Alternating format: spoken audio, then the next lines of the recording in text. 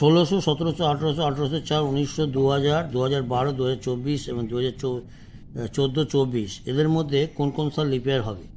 সবচেয়ে কোনো এই যে যতগুলো সাল দিচ্ছে তার মধ্যে হচ্ছে 1800 হচ্ছে পিকুলিয়ার সাল, কারণ 1800কে 4 দিয়ে ডিভাইড করলে বিভাজ্য হয়, অতএব এটাকে লিপিয়ার বলা চলে, কিন্তু এটা লিপিয়ার হবে না।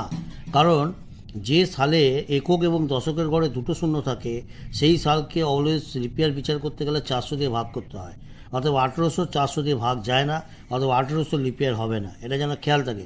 যেটার ক্ষেত্রে তোমরা ম্যাক্সিমাম ক্ষেত্রে তোমরা ভুল করো। আর বাকি 1600কে 400 দিয়ে যায়, আর 2000কে 400 দিয়ে যায়।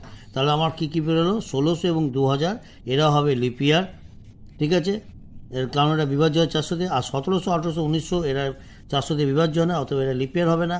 আর বাকি যে সালগুলো হচ্ছে 1804, 2012, 2024, 2014-24 এরা 4 দ্বারা বিভাজ্য, অথবা এরা লিপিয়ার হবে। Thank you.